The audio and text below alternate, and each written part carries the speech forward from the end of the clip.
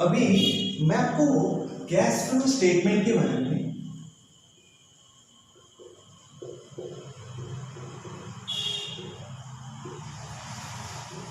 Cash flow statement के बारे में यदि मैं बहुत ही सिंपल और सरल भाषा में यदि मैं आपसे कहना चाहूँ तो मैं आराम से कह सकता हूँ कि ये ड्यूरिंग द ईयर का,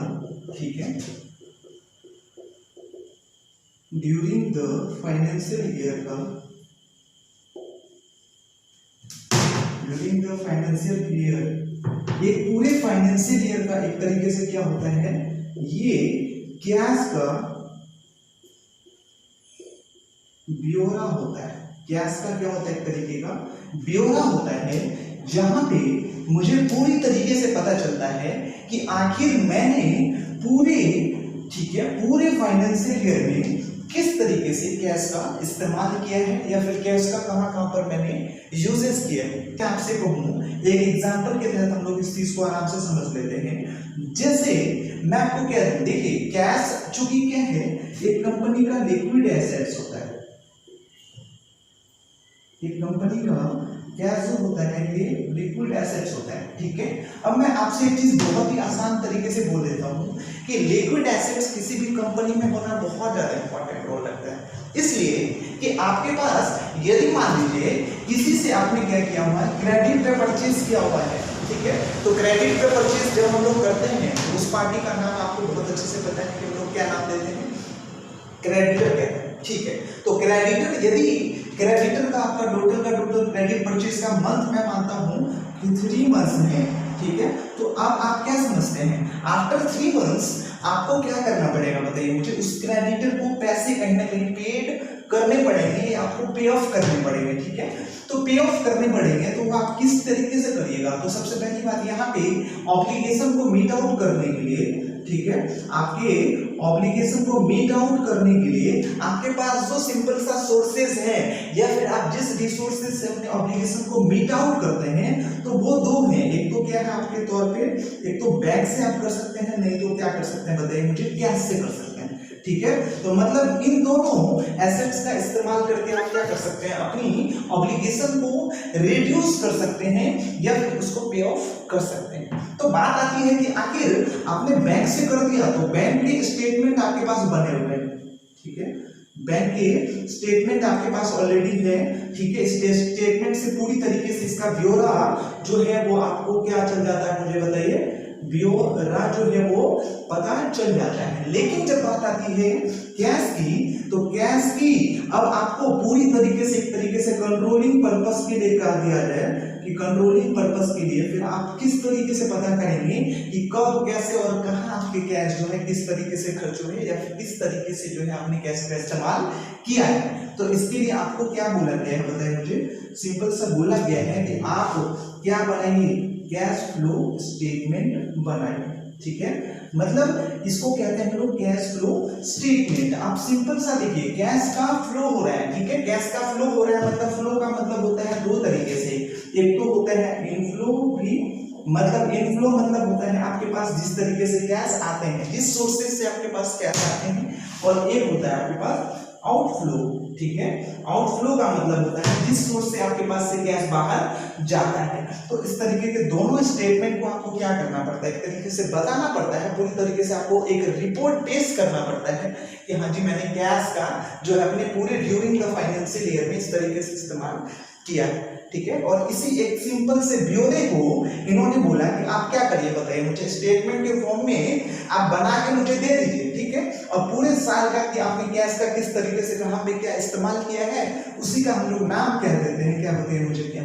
फ्लो स्टेटमेंट। इसका नाम क्या हो जाता है, कैश फ्लो स्टेटमेंट। अब देखिए बात आती है कि मान लीजिए कि हम लोग कैश फ्लो स्टेटमेंट किसका तैयार करते हैं। देखिए हम लोग कैश फ्लो स्टेटमेंट बताइए मुझे किसका तैयार करते हैं, किसी ऑर्गेनाइजेशन का तैयार करते हैं,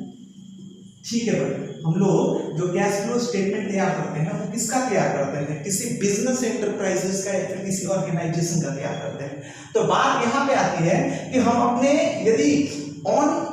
देखा जाए तो मैं यदि अपने तरीके से बनाना चाहूँ, ठीक है, मतलब वॉलेंटरी बेसिस पे चाहूँ तो मैं अपने बिजनेस के भी कैश फ्लो स्टेटमेंट बना सकता हूँ, इसमें मुझे कहीं से भी कोई दिक्कत नहीं है। लेकिन बात आती है कंपल्सन की, ठीक है, कंपल्सन की बात आती है तो कंपल्सन में भी देखिए ऑर्गेनाइजेशन या फिर जो बिजनेस के फॉर्म होते हैं वो बहुत तरीके के होते हैं, लेकिन एक फॉर्म जिसका नाम है बताइए मुझे, कंपनीज। आप लोगों को ये चीज बहुत अच्छे से पता होगा, कंपनीज। तो खास करके कंपनीज के ऊपर एक कंपल्सन है, कंपल्सन बोला जाए तो इसके पास जो है ये कोई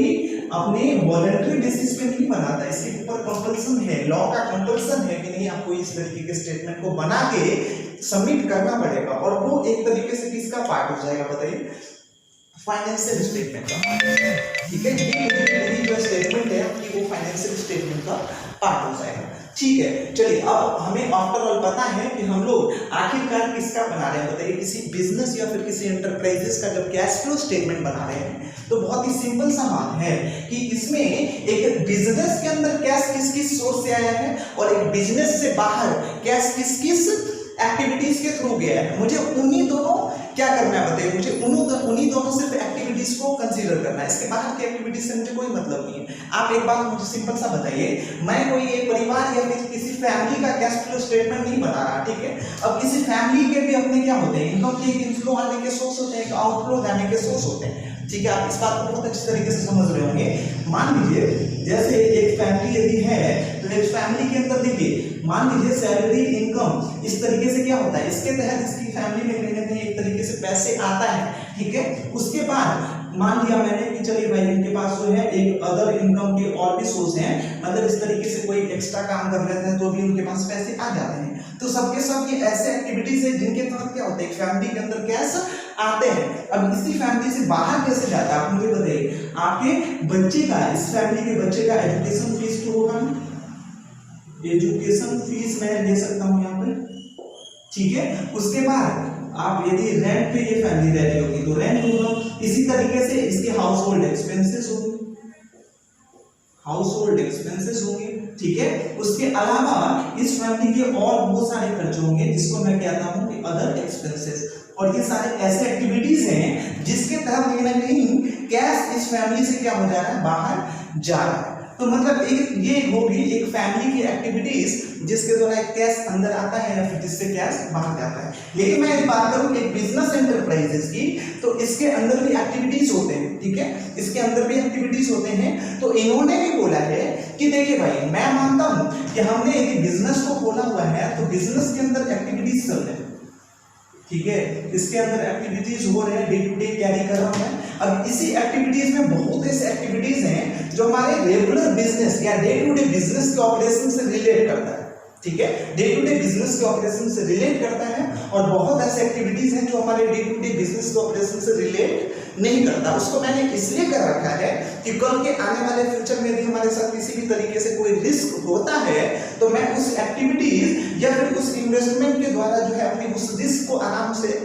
कवर कर, ठीक है। तो मतलब मेरा ये जो है इन्वेस्टमेंट करने का पर्पस ये नहीं है कि मैं यहां से क्या करूं, एक तरीके से डे टू डे मैं सब दिन इन्वेस्टमेंट ही करूं। मैंने इन्वेस्टमेंट इसलिए किया है कि अपने बिजनेस के रिस्क को मिनिमाइज करने के, ठीक है। हमारा मेन ऑपरेशन जो है बिजनेस का कुछ और है, लेकिन मैंने अलग से भी क्या कर रखा बताइए मुझे, कुछ पैसों का मैंने कहीं और चीज से या थर्ड पार्टी के यहाँ इन्वेस्टमेंट कर रखा है जिससे मेरी ओवरऑल बिजनेस का जो रिस्क है उसको मिनिमाइज कर सकूं। देखिए एक चीज आपको बहुत अच्छे तरीके से पता होगा कि बिजनेस में जैसे होता क्या है कि यदि आप लोग बिजनेस करना चाहेंगे तो सबसे पहली बात तो इसके ऊपर होता क्या है ना, एक फिक्स कॉस्ट का बहुत बड़ा बर्डन होता है, ठीक है। फिक्स कॉस्ट का बर्डन ये हो गया कि जैसे मान लीजिए आप यदि स्टार्ट में कहीं पे भी बिजनेस करने जाते हैं तो सबसे पहली बात तो आपको प्रीमाइसेस लेना पड़ता है, प्रीमाइसेस लेना पड़ता है, और उसके अलावा आपको कोई ना कोई स्टाफ चाहिए, ठीक है, आपको स्टाफ चाहिए। उसके अलावा भी बहुत ऐसे खर्चे होते हैं जो आपके बिजनेस के ऑपरेशन से कोई रिलेट नहीं करता है, मतलब आपके बिजनेस के ऑपरेशन यदि नहीं भी चलेगा तो वैसे खर्चे आपके क्या होते जाएंगे बताइए, इनकर्ड होंगे,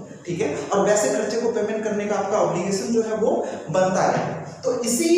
रिस्क, क्योंकि अब मेरे ऊपर एक ऐसा बर्डन आ चुका है जिसको मुझे पेमेंट करने के रिस्क जो है या फिर जिसको पेमेंट करने का बर्डन मेरे ऊपर बन चुका है, ठीक है। यदि मैं अपने बिजनेस के अंदर के ऑपरेशन को कैरी नहीं करता हूं या फिर मैं कैरी भी कर दिया मैंने मान लीजिए, लेकिन मेरा बिजनेस का ऑपरेशन इस तरीके से इतने अच्छे नहीं चले, तो आप मुझे बताइए कि मेरे पास उतना कमाई कहां से होगी, मेरे पास तो कमाई नहीं हो पाएगा। तो अब मैं उस सारे खर्चे को कहाँ से जो है वो पूरी तरीके से पे ऑफ कर पाऊंगा, या फिर सेटलमेंट तो नहीं कर सकता, क्योंकि मेरे पास पैसे आएंगे बिजनेस से, तभी ना मैं 2-4 पैसे जो है अपने बाहर वाले के पैसे को दे पाऊंगा, जो मेरे यहाँ काम कर रहे हैं, फिर जो भी लोग हैं मेरे से जुड़े हुए हैं, मैं उनको आराम से पे ऑफ कर सकता हूँ, तब मुझे कोई दिक्कत नहीं। हाँ, लेकिन मेरे पास पैसे नहीं आए, भाई तब एक होता है ना कि कई बार ऐसे रिस्क होते हैं कि मान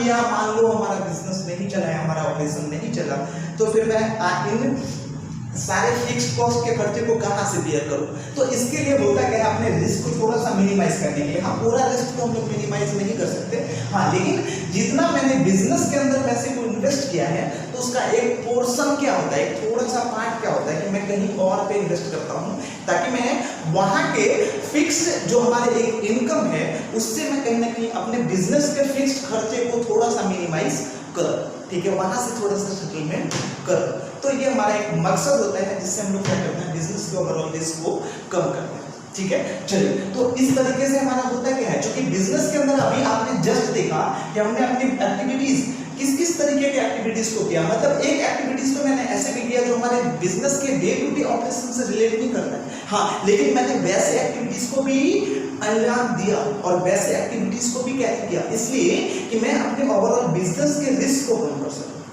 ठीक है, ताकि वहां से फिक्स्ड अर्निंग मेरी कुछ आए, तो इस अर्निंग से मैं क्या करूं, आगे के जो हमारे फिक्स्ड एक्सपेंसेस है मैं दोनों को सेटल कर पाऊं, ठीक है, दोनों को मीट आउट कर पाऊं। तो इसलिए मैंने किया है, तो अब देखिए क्योंकि आपको पता है कि एक्टिविटीज इसलिए मैंने क्या किया है कि पर्पस के हिसाब से, मतलब बिजनेस के ऑपरेशन के अकॉर्डिंगली यहाँ पे इस चैप्टर के अंदर क्या किया उन्होंने, एक्टिविटीज को जो है वो टोटल 3 पार्ट में डिवाइड कर दिया है, ठीक है, मतलब टोटल एक्टिविटीज अब बिजनेस के अंदर यदि हमारा ये पूरा का पूरा बिजनेस है, ठीक है, ये पूरा का पूरा बिजनेस है, तो इसके अंदर जितने भी एक्टिविटीज हो रहे हैं वो सिर्फ और सिर्फ, इनका कहना है कि सिर्फ और सिर्फ 3 ही कैटेगरी के एक्टिविटीज हो रहे हैं। अब वो 3 कैटेगरी के कौन कौन से एक्टिविटीज है वो अभी हम लोग अब देखें, ठीक है, 3 कैटेगरीज के कौन कौन से हैं और वो तीनों कैटेगरीज में कौन कौन से ऐसे एक्टिविटीज हैं जो तीनों में कैटेगराइज करा गया है, वो आपको खुद ही करना है, वो ऐसे रट्टा मारने की कोई जरूरत नहीं है। हम लोग जब उसके मेन ऑब्जेक्टिव को समझ जाएंगे तो हम आराम से कह सकते हैं कि हाँ ये हमारा जो है किस एक्टिविटीज के अंदर जाना चाहिए, ठीक है, मतलब आप जो है ना खुद अपने माइंड से